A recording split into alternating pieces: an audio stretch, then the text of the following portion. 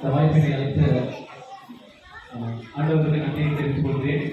மற்றும் திருச்சபையின் ஆயர், ஊழியர், நிர்வாக குழு உறுப்பினர்கள் மற்றும் மூப்பர் மற்றும் திருச்சபை மக்கள், பெண்கள் ஐக்கியம், வாலிபர் ஐக்கியம், சிறுவர் ஐக்கியம் எல்லாருக்கும் என்னுடைய நன்றியை தெரிவித்துக் கொள்கிறேன். இன்றைய நாளிலும் கூட நாம் சாம்பல் புதன்ல ஆரம்பிச்சு ஒவ்வொரு வாரமும்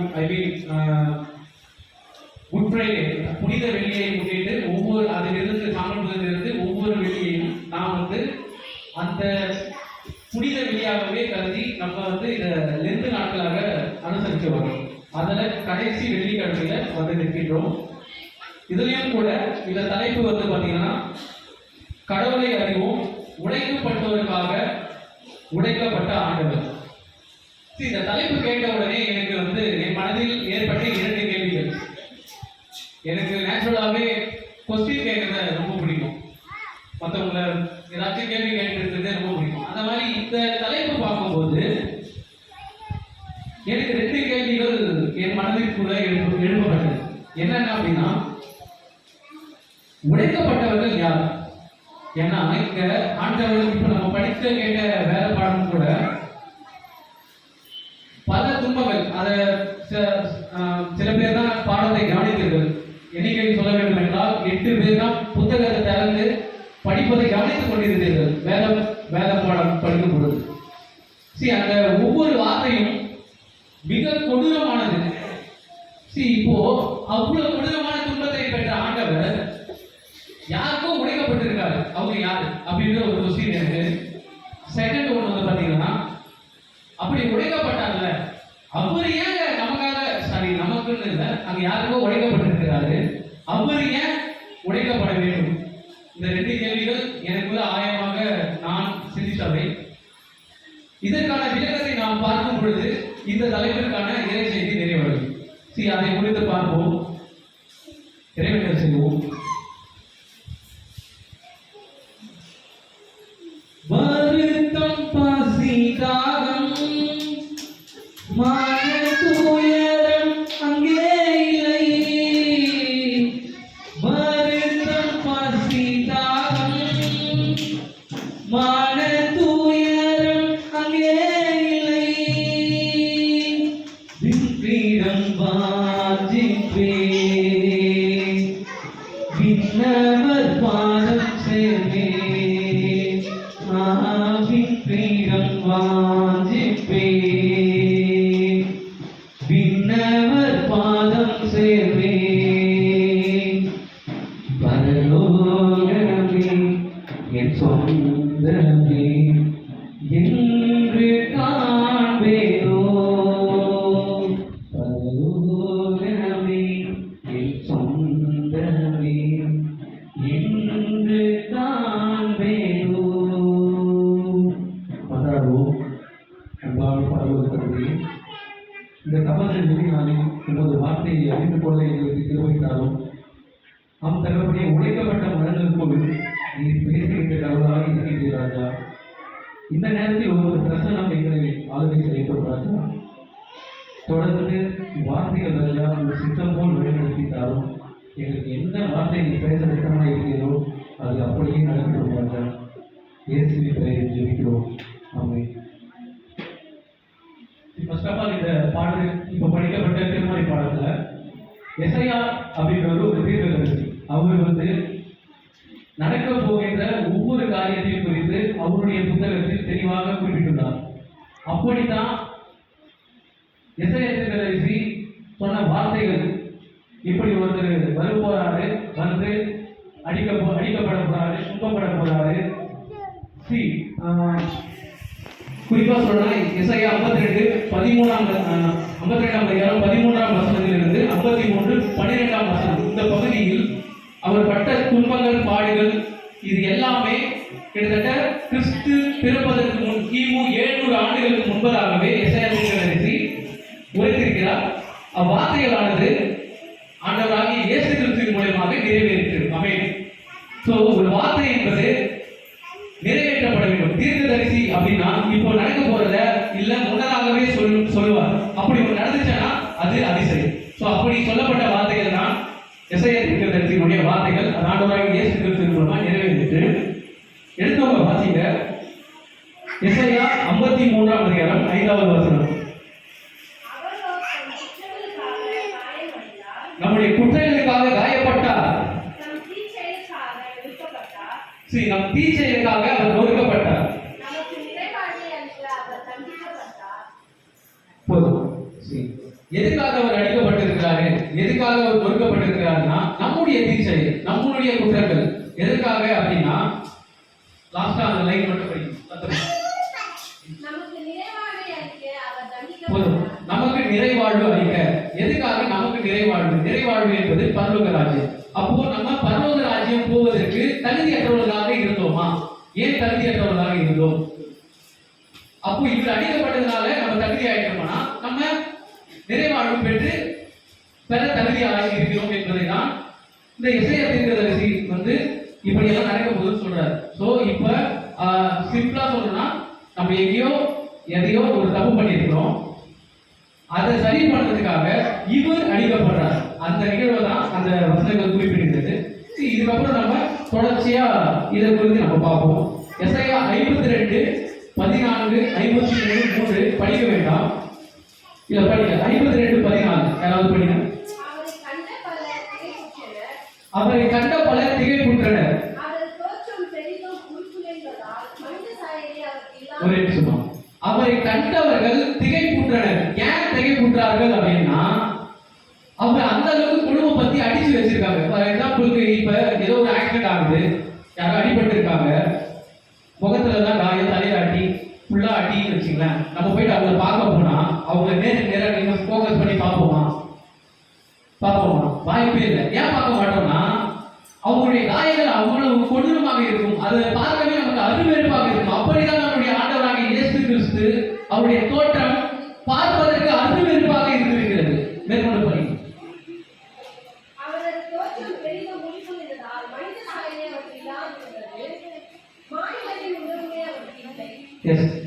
இப்படிப்பட்ட நிலைமையில அவர் இருந்திருக்கிறார்.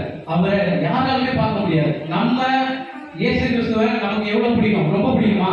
ஆனா அந்த சுச்சுவேஷன்ல நம்மளுமே அவரை பார்க்க முடியாது, மூஞ்சி திருப்பிக்குவோம். ஏன்னா அந்த அளவுக்கு கொடூரமான காயத்தோடு அவர் இருந்திருக்கிறார். 53, 3வது வசனம் படிக்கும்.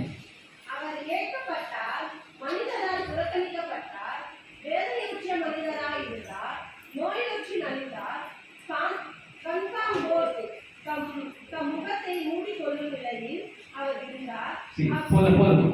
இதுக்கு முன்னாடி வாசித்த வசனத்துடைய அர்த்தமும் இதுவும் ஆல்மோஸ்ட் சேம் தான். என்னன்னா அவர் நிராகரிக்கப்பட்டார், இகழப்பட்டார், மனிதர்களால் இகழப்பட்டார். அவர் யாருக்காக வந்தாரோ அவர்களே அவரை இகழறாங்க, நிராகரிக்கிறாங்க.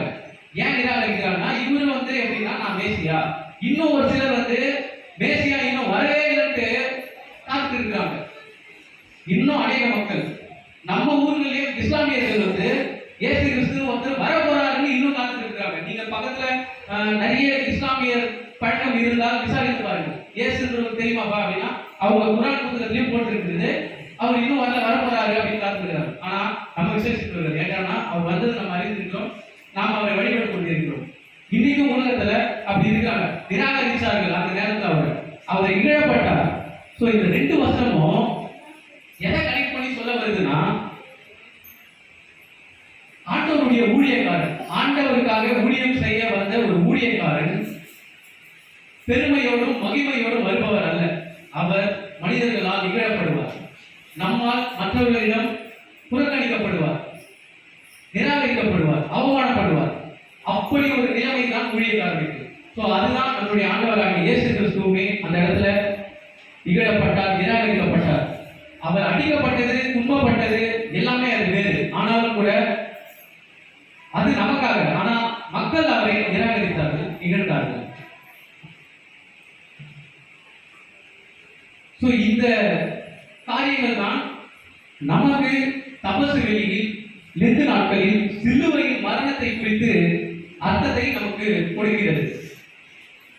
கிறிஸ்துவுக்குள் பிரியமானவர்களே, இன்று நாம் நினைவு கூறுவது தபசு வெள்ளி. இது ஒரு சாதாரண வெள்ளி கிடையாது. இது உலக வரலாற்றையே மாற்றிய ஒரு நாள். ஏனென்றால் இந்த ஆண்டவர் இறந்த ஒரு நாள் தான் புனித வெள்ளி, வெள்ளிக்கிழமை. இந்த ஒரு வெள்ளி வந்து சாதாரண நாள் கிடையாது, உலக வரலாற்றை மாற்றிய நாள் என்பது என்று சொல்ல வேண்டும் என்றால் ஒவ்வொருவருடைய வாழ்க்கையும் மாற்றுகிறது, புதுப்பிக்கிறது. ஏனென்றால் ஆண்டவருடைய மரணம் கொடூரமானது. அது எதற்காக என்பது நாம் நமக்காக என்று சிந்திக்கப்படும் போது இது ஒரு சாதாரண நாள் கிடையாது, வரலாற்றை மாற்றிய நாள். இப்பொழுது நம் தலைப்புக்குள்ள கடந்து செல்லலாம். இது வரைக்கும் பார்த்தவை வந்து இந்த எசையா தீர்க்கதரிசி குறிப்பிட்ட வார்த்தைகள். இதிலிருந்து நம் தலைப்பு வந்து உடைக்கப்பட்டோருக்காக உடைக்கப்பட்ட ஆண்டவர். இப்போ நான் கேட்ட மாதிரி யார் அந்த உடைக்கப்பட்டவர்கள், யார் என்று பார்ப்போம். இந்த உலகத்தில் பலர் உடைந்த நிலையில் இருக்கிறார்கள். இந்த உடைந்த நிலை என்பது என்னவென்றால், நம்ம வாழ்க்கையில கூட எல்லாருமே நம்ம ரொம்ப ஸ்ட்ராங்கா இருக்கோம். ஃபார் எக்ஸாம்பிள், நான் நல்லா இருக்கேன், எனக்கு எந்த குறையும் இல்லை அப்படின்னு வெளியில காட்டிப்போம். வெளிப்புற தோற்றத்தை நான் நல்லா இருக்கேன், இங்க பாரு புது புடவை, புது ட்ரெஸ், அதெல்லாம் நல்லா இருக்கும், எனக்கு எந்த குறையும் இல்லை அப்படின்ற மாதிரி ஒரு தோற்றத்தை காட்டிக்கொள்ளும். ஆனா ஒவ்வொருவரும் இங்க உட்கார்ந்து இருக்கிற ஒவ்வொருத்தருக்கும் தெரியும் அவர்களுடைய உள்மனது, அவர்களுக்கு தெரியும் என்ன என்று. உடைந்த நிலை, நான் உடைக்கப்பட்டிருக்கிறேன். எவ்வாறு உடைக்கப்பட்டிருக்கிறேன் என்றால், மனவேதனைகள் இருக்கலாம், பல்வேறு காரியங்கள், குடும்பத்தில் சரியான வருமானம் இல்லை என்று கூட கவலை இருக்கலாம், கடன் தொல்லை அதிகமாக இருக்கலாம், இஎம்ஐ கட்ட முடியாது, வாங்குற சம்பளத்திற்கு மீறிய செலவுகள் இருக்கும், சில பேருக்கு தீராத நோய், வெளியே சொல்ல முடியாது, சொல்ல மாட்டாங்க, வெளியே பார்க்க ட்ரெஸ் போட்டு கவர் பண்ணிட்டு கூட மறைச்சிட்டு மறைமுகமா வாழலாம். உள்ளுக்குள்ள எக்கச்சக்கமான நோய்கள் இருக்கலாம், வெளியே சொல்ல முடியாது. அதையும் தாண்டி பாவ சுமை போது ஆண்டவருக்கு விரோதமாக 10 கட்டளைகளுக்கு மீறி செய்கின்ற குற்றங்கள் ஒவ்வொன்றுமே பாவ சுமை. யாருமே சொல்ல முடியாது, இல்ல நான் ஒரு பாவம் செய்யல அப்படின்னு ஒருத்தருமே சொல்ல முடியாது. எல்லாருமே எல்லா பாவமும் செய்திருக்கும். இந்த பாவ சுமையிலிருந்து இருக்கின்றவர்களும் உடைந்த நிலையில் இருக்கிறவர்கள் தான். கடைசியாக சமுதாயத்தில் சமநிலை நிராகரிப்பு, இதுவும் ஒரு உடைந்த நிலை தான். எப்படின்னா, சமுதாயத்தில் சமநிலை அப்படின்னா, இந்த உலகத்துல எல்லாரையுமே சமன்னு பார்க்கல, இன்னுமே இருக்கு. ஏன் நம்ம பைபிளே இருந்துச்சு. யாக்கோபுக்கு ஆதியாகமம் தொடக்கம் 49:13-21 இந்த 2 வசனத்துல என்ன நடக்குது அப்படின்னா, யாக்கோபுக்கு 12 பிள்ளைகள் இருக்கிறார்கள். அவர்கள் தான் இந்த 12 கோத்திரம் என்று சொல்வார்கள். அதுல செபுலோன், நப்தலி மட்டும் புறக்கணிக்கப்படுகிறார்கள். ஆனா அங்க தொடக்கங்கள்ல அவர்களுக்கு ஏதோ எல்லாருக்கும் ஆசீர்வாதம் வழங்குவார் கடவுள், அது போலதான் வந்து இவங்களுக்கும் கொடுக்கிறாரு அப்படின்னு நினைக்கலாம். ஆனா இவர்கள் கம்ப்ளீட்டா புறக்கணிக்கப்படுகிறார்கள். எடுத்துக்கோ, வாசிங்க. எசாயா 9ஆம் அதிகாரம் வசனம் 1வது வசனத்தை படிக்கும்படி கேட்டுக்கொண்டு, எசாயா 9:1.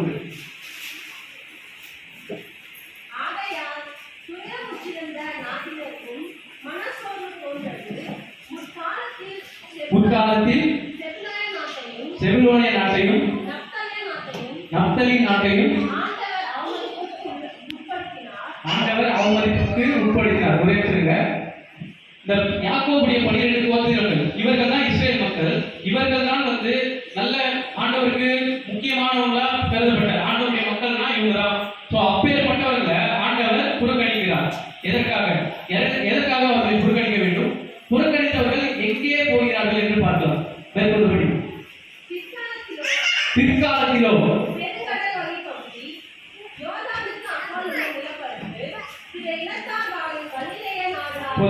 பிற இனத்தார் வாழும் கலிலேயா நாடு.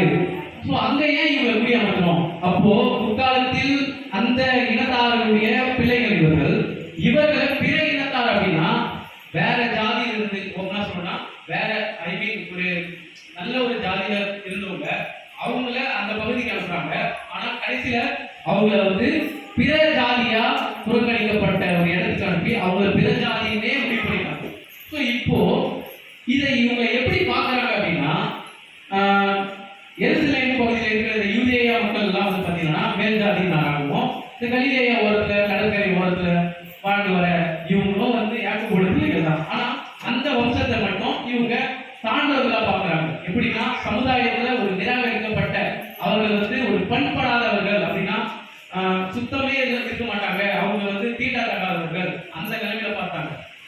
அவருடைய செய்கின்ற வேலையும் அப்படி. என்னன்னா கடலோரத்தில் என்ன பண்ணுவாங்க, மீனை பிடிப்பாங்க, விவசாயம் பண்ணுவாங்க, இந்த மாதிரி கூலி வேலையை செஞ்சீங்கன்னா இப்படிதான் இருப்பாங்க. அன்றாட வாழ்க்கையில் நாம எப்படி இருப்போமோ அந்த மாதிரி ஒரு நிலைமையில இருந்த ஒரு மக்கள் தான் இருக்கிறாங்க. ஆனா அந்த மக்களுக்கு என்ன நடக்கப்படுது அப்படின்னு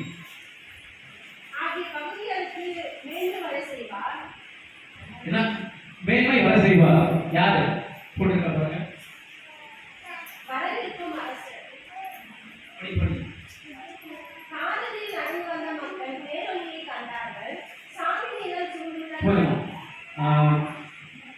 அந்த மேன்மை அடைவார்கள் போட்டிருக்கு. யாராலனா வரவிருக்கும் அரசர். யார் அந்த அரசர்? அந்த மக்களை தேடி தேடி தேடி போய் பிரசங்கம் பண்ணவர் நம்ம ஆண்டவராகிய இயேசு கிறிஸ்து. ஆமென். சோ இன்னைக்குமே நம்ம சமுதாயத்தில் நிராகரிக்கப்பட்டிருக்கின்ற மக்களாக கருதப்படுகின்ற ஒவ்வொருவரையும் ஆண்டவராகிய இயேசு கிறிஸ்து தேடி வர வல்லவராக இருக்கிறார். அந்த மக்கள் அதாவது பிற இனத்தார்கள் இகழ்ந்தார்கள். ஆனா ஆண்டவராகிய இயேசு கிறிஸ்து அரசர், நம்ம அரசராக கருதப்படுகின்ற இயேசு கிறிஸ்து தேர்ந்தெடுத்த சீடர்கள், முதல் சீடர்களாக பேதுரு, அந்திரேயா, யோவான், இவர்கள் எல்லாமே அங்கிருந்த மக்கள் தான். சோ அப்பேற்பட்ட இடத்தில் இருந்துதான் ஆண்டவருக்கு சீடராக தேர்ந்தெடுக்கப்படுகிறார். அப்பேற்பட்ட சீடர்களை காட்டிலும் நாம் விசேஷித்தவர்கள். ஏனென்றால் அந்த சீடர்கள் அவரை போதகராகவும் ஒரு நல்ல ஆசிரியராகவும் ஆண்டவராகவும் பார்த்தார்கள். ஆனால் நமக்கும் ஆண்டவர் அவருடைய பிள்ளைகள் என ஒரு கிருபையை கொடுத்திருக்கிறார். அதனால் நாம் விசேஷித்தவர்கள். ஆமென். ஆமென் சொல்லலாமா? ஏனென்றால் அப்பேற்பட்ட சீடர்களே அவரை போதகர் என்ற ஒரு இடத்தில் தான் வைத்திருந்தார்கள். ஆனால் நாம் அவருக்கு பிள்ளைகளாக இருக்கின்றோம் என்றதனால் நாம் விசேஷித்தவர்கள். அடுத்தபடியாக இந்த சமுதாயத்தில் நிராகரிக்கப்பட்ட நிலையை எடுத்து காட்டுகின்ற ஒரு கதை என்பது யார் என்றால் சமாரிய பெண். இந்த சமாரிய பெண் பற்றியும் நமக்கு தெரியும். சிம்பிளா சொல்லணும்னா ஆண்டவர் அந்த யாக்கோபின் கிணறுன்னு சொல்லுவாங்க. அந்த கிணத்து அடிக்க போறாரு. அந்த அம்மா தண்ணி எடுக்க வராங்க. அப்போ அவர் தண்ணி கேட்கிறாரு. அந்த அம்மா தண்ணி கொடுக்க மாட்டேது. ஏன்னா நீ யூதராயிட்டு, என்னோட மேல் ஜாதி, உங்களுக்கு நான் தண்ணி கொடுக்க கூடாது, தீட்டாயிடும் அப்படின்னு பேசுறாங்க. சரி, அந்த இடத்துல ஆண்டவர் அதை உடை தெரிகிறார். ஏனென்றால் நீ அப்படியெல்லாம் நான் பார்க்க மாட்டேன், அவங்களுக்கு தண்ணி வாங்கி கொடுப்பேன். இன்னும் நான் உன்னிடம் தண்ணி கேட்கும் நான் யார் என்று தெரிஞ்சா நீ என்கிட்ட ஜீவ தண்ணி கேட்ப அப்படின்னு அந்த இடத்துல வெளிப்படுத்துகிறார் அவர் யார் என்பதை. ஸோ இது எதுக்காக சொல்ல வேண்டாம்னா, இந்த இடத்துல கூட இன்னுமே நம்மள சில பேர் இப்படிதான் நிராகரிக்கிறார்கள். அந்த நிராகரிக்கிறவர்கள் எப்படின்னா, நம்ம ஃபார் எக்ஸாம்பிள் நம்ம தீண்டத்தகாதவர்கள் என்றும் இவர்களோடு நம்ம தொடர்பு இல்லாதவர்கள், இவர்களை நாம் கீழே தான் பார்க்கணும், இவன் வேற கேஸ்ட் நம்ம வேற கேஸ்ட் அப்படின்னு இன்னைக்குமே இருக்கு. வெளிப்படையாய் சொல்ல முடியாது.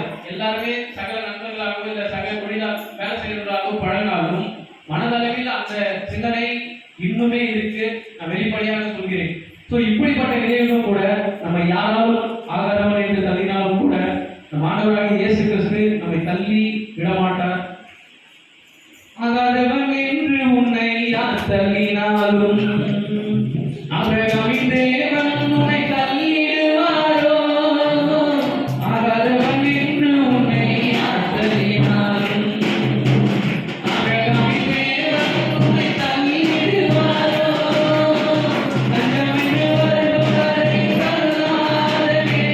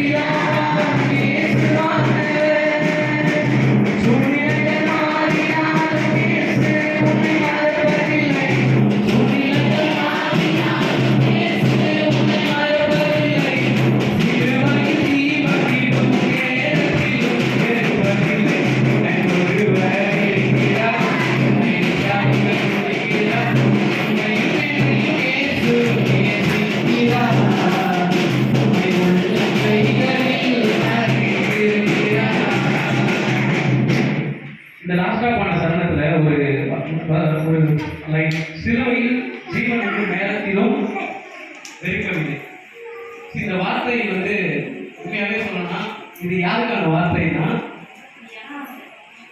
ஆண்டவர் கூட சிலுவையில் அறையப்பட்ட சீடன் பெயர், சீடன் திருடன் பெயர் தெரியுங்களா? குற்றவாளி பெயர்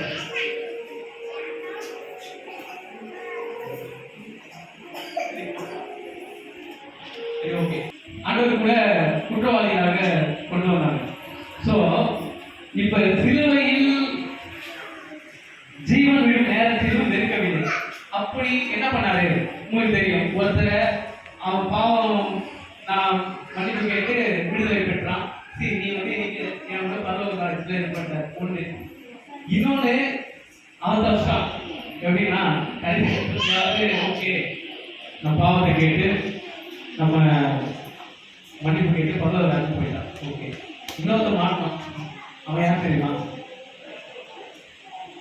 அவன் தான் நம்ம ஏன் சொல்லுங்க. ஃபர்ஸ்ட் அவன் பேர் சொல்லிடு. அவன் பேர் பரபாஸ். மறந்துட்டீங்களா? அவன் பேர் பரபாஸ்.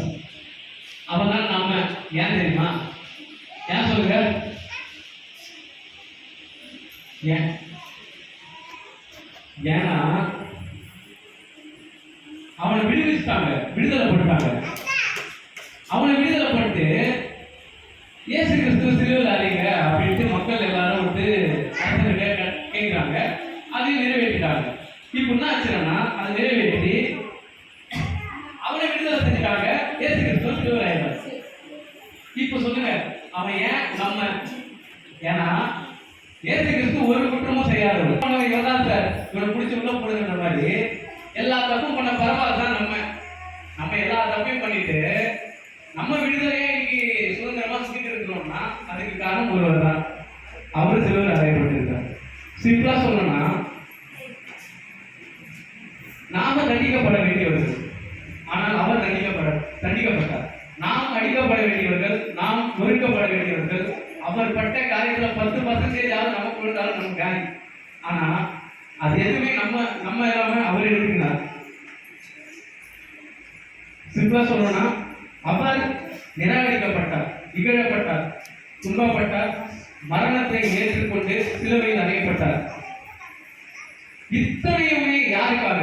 ஏன் அப்படின்னா, அவர் துன்பம் நமக்காக, அவர் மரணம் நமக்காக, அவர் சிந்திய ஒவ்வொரு துளி ரத்தமும் நமக்காக. இவ்வளோத்தையும் அவர் ஏன் பண்ணாரு அப்படின்னா, இதுக்கு முன்னாடி நான் சொன்னல, உடைக்கப்பட்டவர்னா யாரு? இவ்வளவு கஷ்டத்தில் பாவ சுமை எல்லாத்தையும் சொன்னல. ஸோ இப்பேற்பட்டவர்கள் தான் உடைக்கப்பட்டவர்கள். நாம தான் அந்த உடைக்கப்பட்டவங்க. நாம உடைத்திருந்ததால் தான் ஆண்டவராகிய இயேசு கிறிஸ்து நமக்காக உடைக்கப்பட்டார். அதாவது நாம உடைத்திருந்தோம், ஒத்துக்கிறோமா? இன்னைக்குமே நம்ம உடைஞ்சிருக்கிறோம். மனதளவிலும் சரி, எல்லா கஷ்டத்தையும் சரி, நாம உடைந்திருக்கிறோம். நாம உடைந்திருக்கிறதுனால தான் ஆண்டவராகிய இயேசு கிறிஸ்து நமக்காக உடைக்கப்பட்டார். ஆனால் சிலுவை என்ன சொல்கிறது தெரியுமா? உன்னுடைய வேதனை எனக்கு தெரியும் என்று ஆண்டவர் சொல்கிறார். ஏன்னா நம்ம வந்து அவர்கிட்ட போய் கேட்க வேண்டிய அவசியம் இல்லை. ஆண்டவரே எனக்கு கொடுங்க அப்படின்னு கேட்கறதுக்கு முன்னாடியே உனக்கு என்ன தேவைன்னு அவர் அறிந்திருக்கிறார். அப்படி இருக்கும்போது இன்னைக்கு சிலுவை அப்படின்னா அவர் பட்ட கஷ்டங்கள், துன்பங்கள், அது எல்லாமே கண்ணுக்கு முன்பாக வர வேண்டும். அப்படி அவர் பட்ட துன்பம், கஷ்டம், அந்த சிலுவை என்ன சொல்கிறது என்றால், உன் வேதனை எனக்கு தெரியும். நீ விடும் ஒரு துளி ஆண்டவருக்கு நேராக ஒரு துளி கண்ணீர் விட்டாலும் அந்த கண்ணீர் துளி வீண் அல்ல. அன்பு திருச்சபை மக்களே, உங்கள் வாழ்க்கை முடிந்து போகவில்லை. ஆண்டவர் உங்களை விட்டுவிட மாட்டார் அவ்வளவு ஈஸியாக.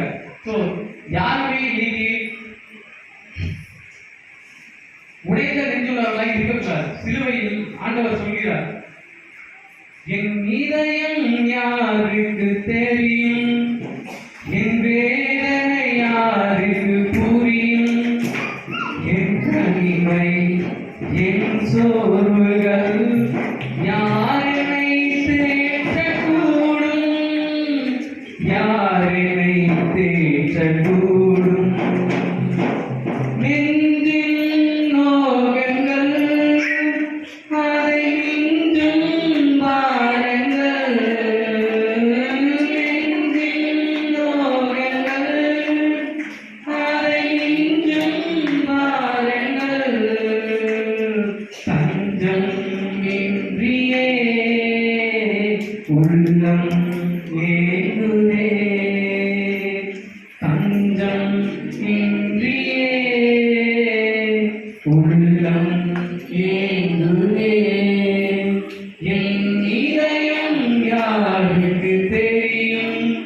என் வேதனை யாருக்கு புரியும்?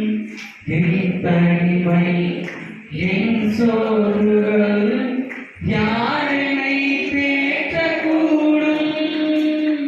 யார் என்னை தேற்றக்கூடும்?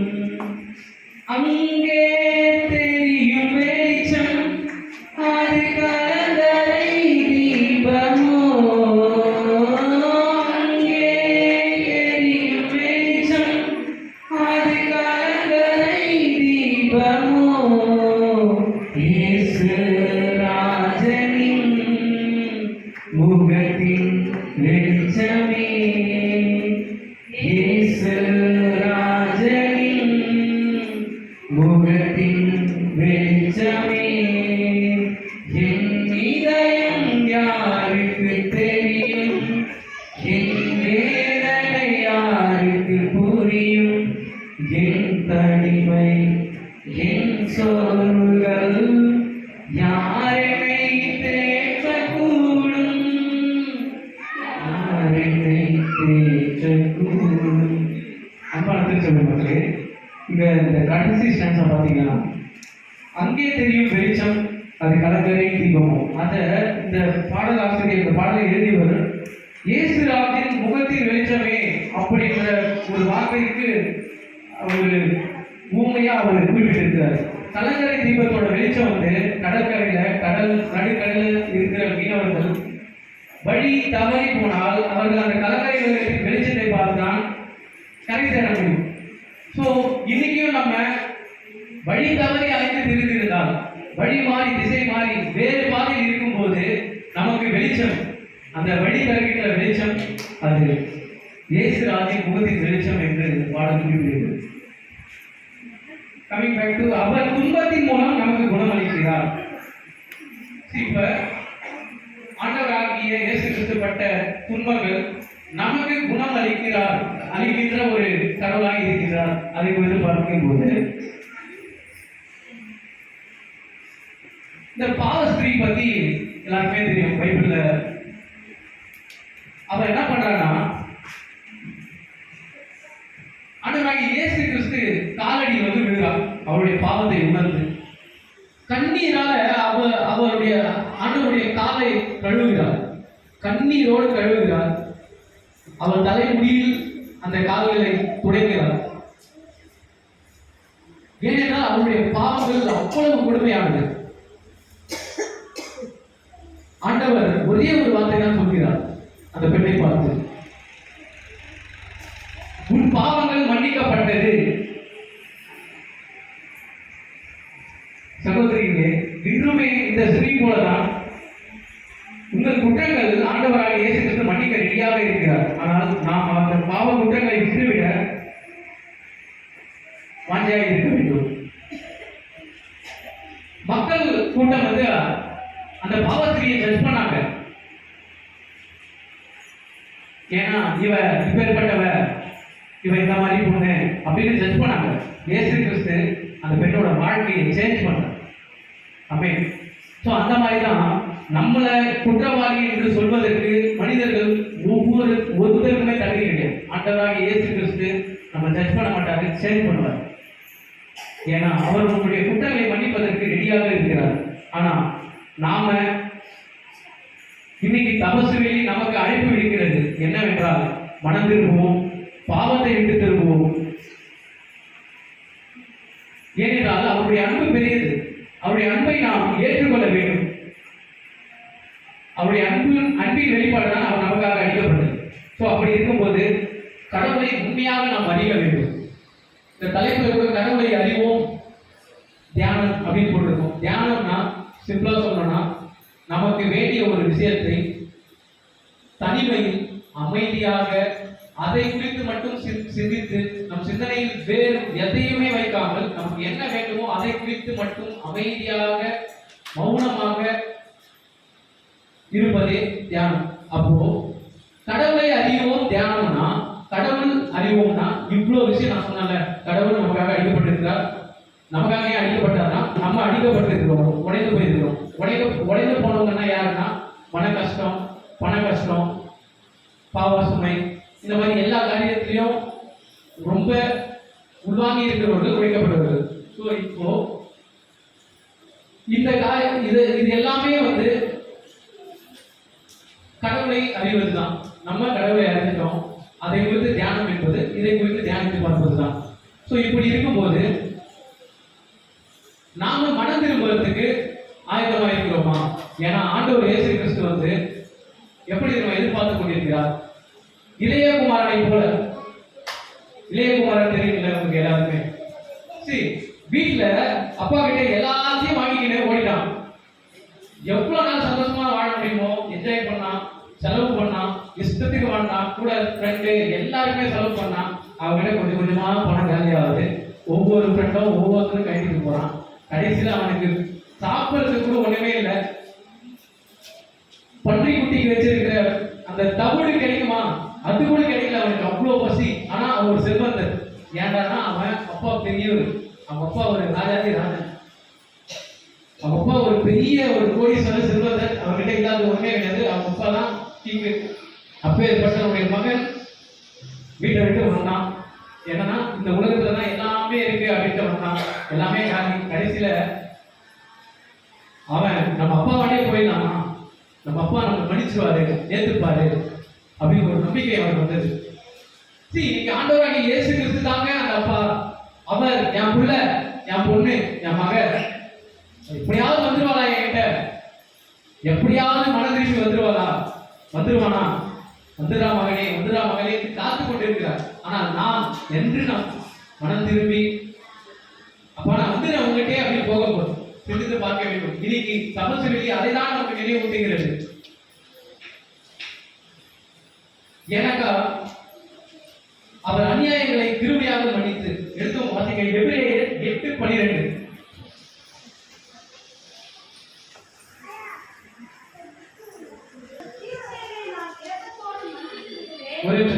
அவருடைய தீச்செயலை நான் இரக்கத்தோடு மன்னித்து விடுவேன். அதாவது என்ன சொல்லுவாருன்னா, நம்ம செஞ்ச பாவத்தை ஆண்டவர் மன்னிச்சுடுவார்.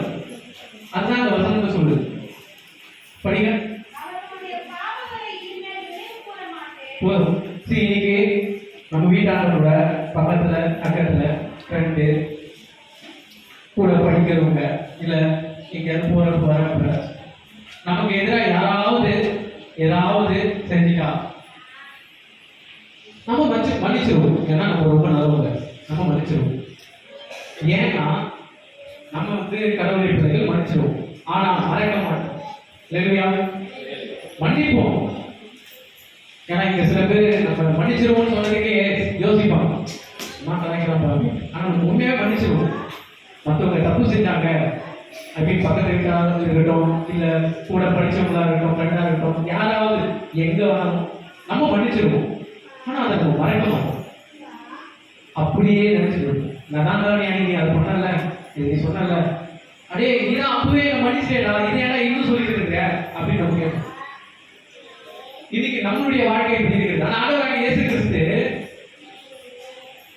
நம்மளை பார்த்து கேட்கிறாரு, எப்பப்பா நான் அன்னைக்கு இந்த மாதிரி பண்ண தப்பு தான் எப்பா அப்படின்ட்டு நம்ம மறுபடியும் அன்னைக்கு நடந்து கேட்கணும்னா, டேய் நான் அதான் எனக்கு தெரியல, அதான் ஞாபகமே, அதான் ஞாபகம் இல்லை, அதான் நான் எப்பயும் மனுஷப்பா அப்படின்னு. சரி, அந்த வசனம் அதுதான் குறிப்பிடுகிறது. அப்போ நம்மளுடைய குற்றங்களை இனி நினைக்கவே மாட்டாங்க.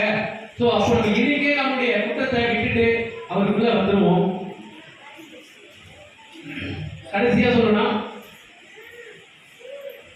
இவ்வளவு நேரம் பேசுறதுதான் அவருடைய தியாகம். அந்த தியாகத்தை நம்முடைய இருதயத்தை ஏற்றுக்கொள்ள வேண்டும். முடிவா சொல்லணும், சிலுவை ஒரு தோல்வி அல்ல, அது ஒரு வெற்றி. யாருக்கான வெற்றினா நமக்கான வெற்றி. அதில் அடிபட்டதுதான் ஆண்டவராகிய இயேசு கிறிஸ்து. அவர் அடிபட்டு நம்மை வெற்றி பெற செய்திருக்கிறார். ஸோ இப்படி உடைத்தோருக்காக உடைக்கப்பட்ட ஆண்டவர் இன்று நம்மை அழைக்கிறார், என்னிடத்தில் வாருங்கள். நாம் அவரை அறிந்து அவருடைய அன்பில் நிலைத்திருக்க அழைக்கப்பட்டிருக்கிறோம். ஸோ இன்றே நாம் இந்த தபசு வெளி கடைசி வெளியில் ஆண்டவராகிய இயேசு கிறிஸ்து அவருடைய அன்பை நினைத்து அவரிடத்தில் நாம் போய் சேர வேண்டும். ஆண்டவர் தாமே இந்த வாய்ப்பை கொடுத்ததற்கு நன்றி. ஆண்டவர் தாமே வார்த்தைகளை ஆசீர்வதிப்பாராக. ஆமென்.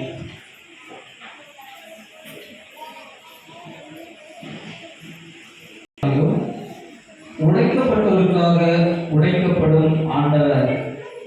உடைக்கப்பட்டவர்னா நாம தான். எத்தனையோ பிரச்சனைகளால் உடைக்கப்பட்டிருக்கிறோம். வியாதிகள் மூலமா, கடன் பிரச்சனைகள், வேலை இல்லாத, வறுமை, இப்படியெல்லாம் உடைக்கப்பட்டிருக்கோம். நமக்காக ஆண்டவர் உடைக்கப்பட்டு சிலுவை சுமந்து உயிர்க்கு வந்து நம்முடைய பாவங்களை மன்னித்தார். இந்த தபசு காலங்களில் நம் ஆண்டவரை கிட்டி செல்லும்போது அவர் நம்மளை ஆசீர்வதித்து அரவணைப்பார் என்பது இந்த இல்லை. இந்த இறைச்சியை அளித்த ஜே வசந்த்குமார் அவர்களுக்கு திருச்சபையின் சார்பாக நன்றியை தெரிவித்து